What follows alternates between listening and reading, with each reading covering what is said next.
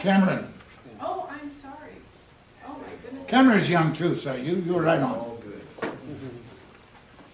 And I told us that we were all on track. Oh, my goodness. All right. So first transplant, first whatever the other first was, but this is Cameron Kennerly's first speech tonight, his icebreaker. He's one of our newest enthusiastic Toastmasters. He just signed up last week, and tonight, 7 days later, he's giving his icebreaker. How's that for initiative? Tonight, we will learn a little bit more about Cameron as he speaks to us for 4 to 6 minutes. We already know how much he loves pizza. Please give a warm welcome to Cameron Kennerly.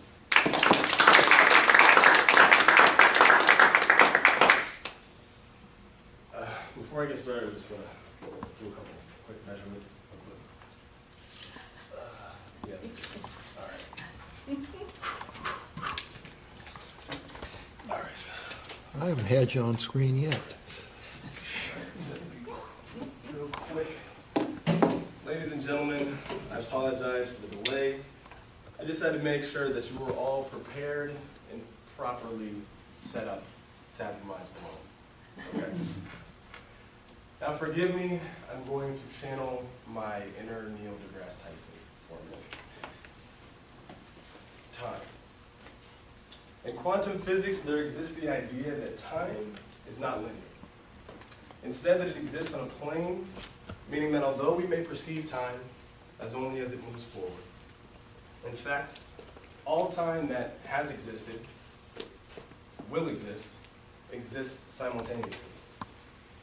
Meaning everything that has happened, that will happen, has already happened. Raise your hand if you've fallen asleep.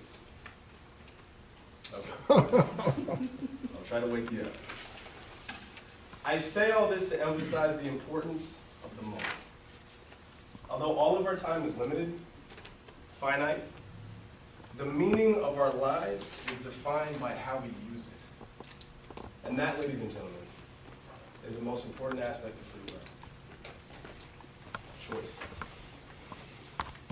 My dream ever since I was a teenager was to be a film director. Maybe it started when my dad took me and my brother out to the movies to see brutally violent horror movies because, you know, he thought they looked good. Or maybe it was, as a kid, just watching television and cartoons, staying up too late, as kids do. Or maybe it was living so much in my own head that seeing somebody walk by, a stranger, brought up questions of, what if? Or, I wonder. Whatever it was, it got me to fall in love with the art of stories, particularly film and television. At times, my life has felt like a series of learning lessons the hard way. At 18, I was accepted into NYU Film School, but I had to decline just because the tuition cost was too high.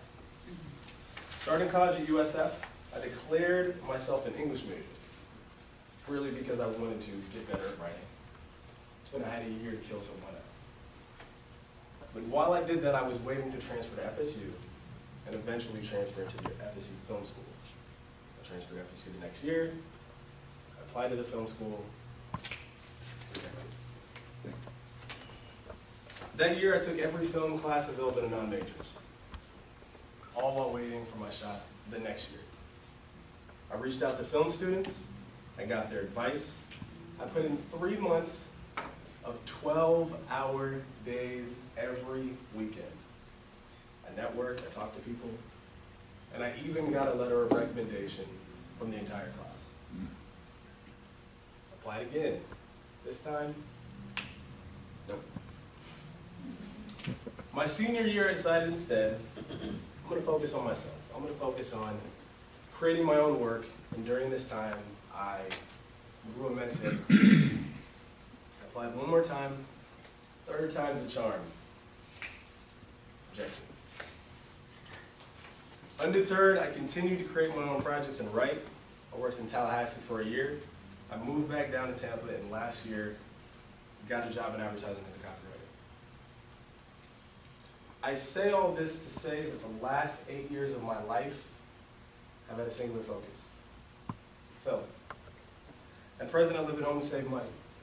I live as frugally as possible. I drive a 2002, don't laugh, Chevy Suburban with 250,000 miles on it, and no AC. It's very hot. I'm grown impervious to certain elements of heat. And I do all that to avoid the long-term payment of a car. And every day I get off work, I go to a coffee shop, I sit down, and I write. You wanna know why? Anybody wanna know why? Do you wanna take a guess why I do the things I do?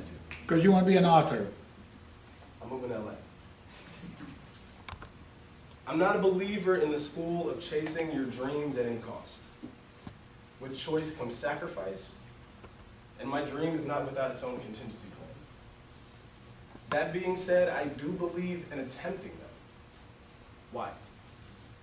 Because the universe is 14 billion years old, and our time on this earth is a blip in the grand scale. So why not make the most of it? So I leave you all with this. Time is only given meaning when coupled with choice. Whatever it is you want to do, whatever it is you haven't done yet, and whatever it is that you want to finish your life doing. Give it a shot. Because time is on your side if you choose to let it be.